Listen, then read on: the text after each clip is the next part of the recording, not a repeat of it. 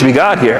Well, number one, no, it's not Jesus talking, that's John talking. But number two, that's the Gospel of John. That's really, really late. I want to look at the beginnings of Christianity. I want to see how, from the very first part of the Christian message, Jesus is proclaimed as God. And so I went to the first Gospel, the Gospel of Mark.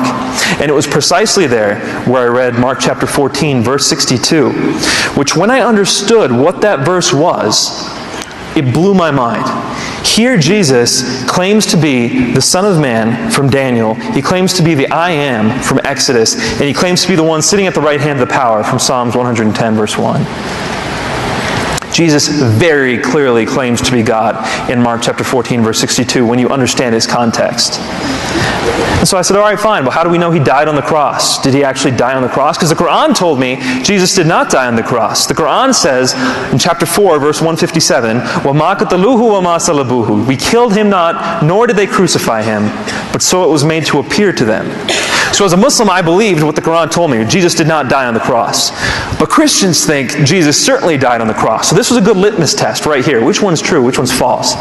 So I said, I'm going to study Jesus' death on the cross from a historical perspective. I want to see, did he actually die on the cross? And no matter how you look at it, whether you're an atheist, agnostic, Jew, Buddhist, however you look at it, if you're a historian and you're studying the evidence of Jesus' life, you have to conclude that he died on the cross. Every scholar who studies Jesus' life concludes that Jesus died on the cross. In fact, what they say is that if we can know anything about Jesus' life, it's that we know he died on the cross under Pontius Pilate. And the third thing, the issue of the resurrection, did Jesus rise from the dead? Again, if Jesus didn't rise from the dead, the Christian faith is in vain. So how can I know whether Jesus rose from the dead? Well, as luck would have it, God brought to town a debate. It was a debate on whether Jesus rose from the dead. It was between a Christian named Michael Licona and a Muslim, Shabir Ali, both very respected in their fields. And as I was watching the debate, I was still a Muslim. As I was watching the debate, I concluded that the Christian case was far stronger.